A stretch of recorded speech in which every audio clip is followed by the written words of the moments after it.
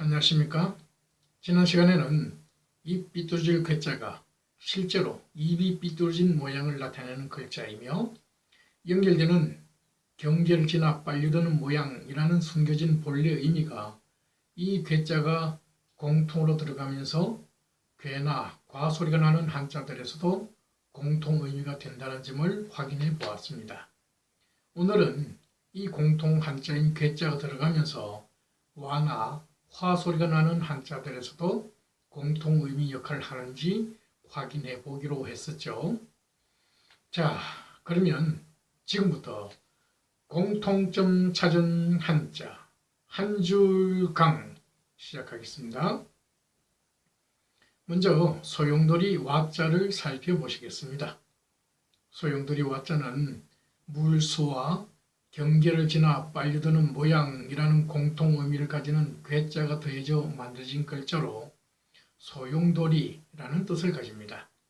그래서 한 문장으로 연결해 보면 소용돌이는 잔잔한 수면의 어느 경계를 지나면 빨려들듯 반대로 흐르는 소용돌이가 되겠습니다. 이 소용돌이는 수로의 불규칙성이나 장애물 때문에 주류와 반대 방향으로 흐르는 현상이라고 말할 수 있습니다. 이번에는 달팽이 와자에 대해 알아보시겠습니다.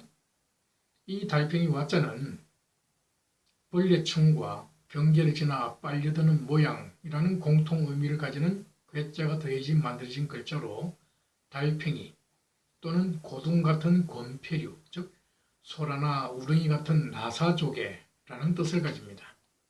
그래서 한 문장으로 연결하면 달팽이는 경계할 때 뒤틀린 껍질 속을 지나 빨려들듯 몸을 숨기는 벌레인 달팽이가 되겠습니다.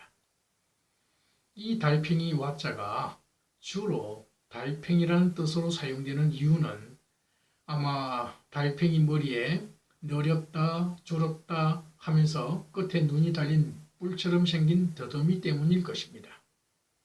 이 점은 이 달팽이 와자가 들어가는 한의학 단어인 와창의 손가락 발가락 사이에 뾰루지가 나서 몹시 가렵고 아픈 병이라는 설명에서 알 수 있듯이 달팽이가 몸을 움푹한 껍데기 속으로 넣었다 뺐다 하듯이 더듬이 또한 몸속으로 넣었다 뺐다 할 때 손가락 발가락 사이처럼 움푹 파인 곳이 생기기 때문일 것입니다. 이제 움집 와자를 해보겠습니다.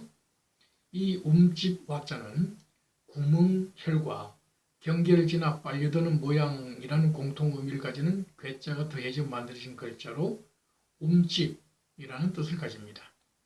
움집은 우물 파고 지은 집, 즉 땅을 파고 내려가 지붕을 씌운 집이기 때문에 벽이 없고 지붕만 있는 집입니다. 땅이 벽 역할을 하기 때문이죠.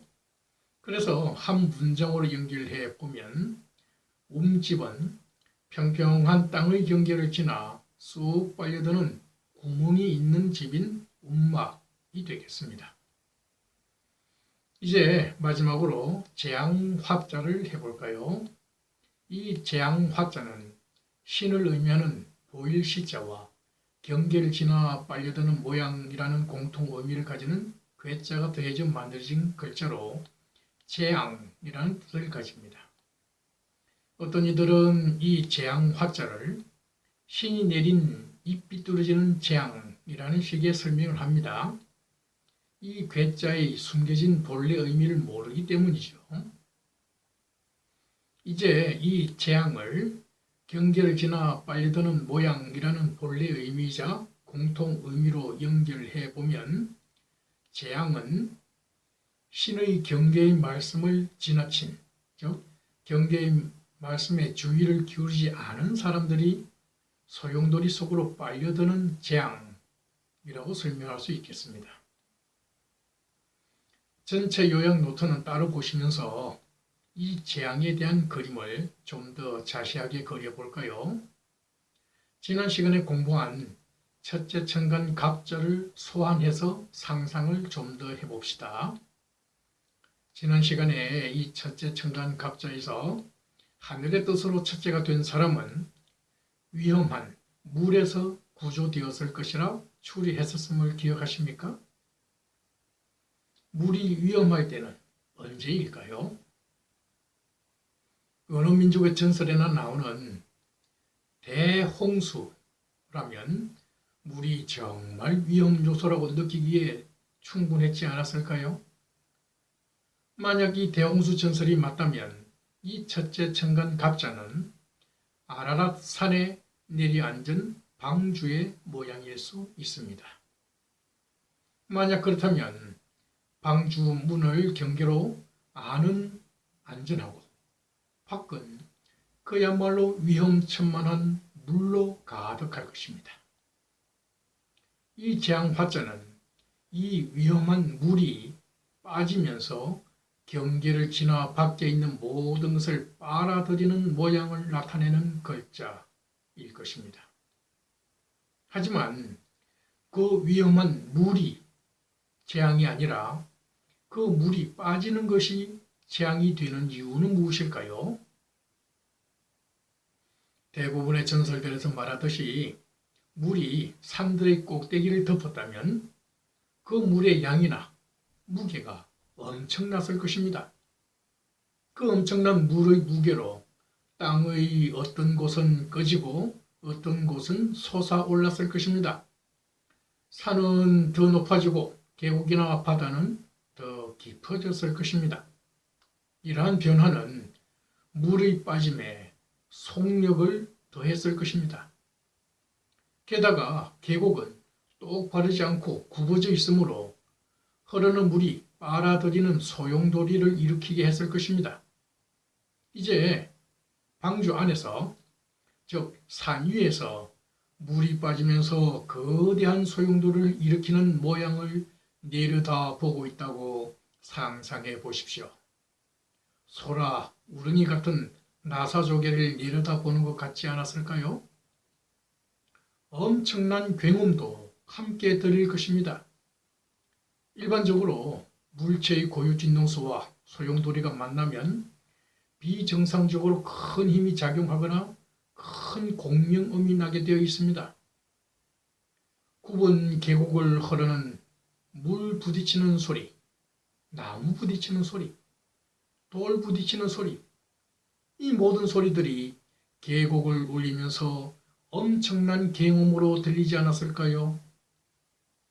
이 어마무시한 모든 것을 보고 듣는다면 그야말로 신이 내린 재앙이라는 생각이 들지 않겠습니까? 또한 이 굉음 때문에 들리지는 않지만 선명하게 보였을 것은 거대한 소용돌이 속으로 속수무책으로 끌려가는 사람들의 모습일 것입니다.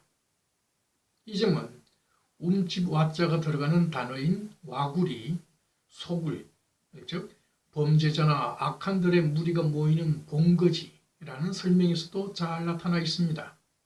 결국 거대한 소용돌이 속으로 끌려 들어가 한 곳으로 모이는 사람들은 신의 정한 경계 밖에 있던 범죄자나 악한들의 무리이기 때문입니다.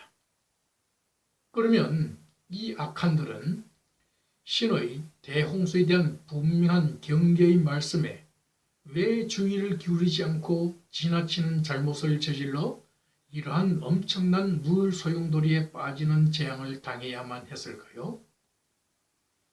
궁금한 것은 많지만 이 입비뚤어질 괴짜에서는 이러한 정보는 알려주지 않습니다. 그러므로 이 숙제는 독자분들께 남겨드리고 저는 여기서 마치도록 하겠습니다. 고맙습니다. 지금까지 오성택의 공통점 찾아 한자 속으로 책에 근거한 내용이었습니다.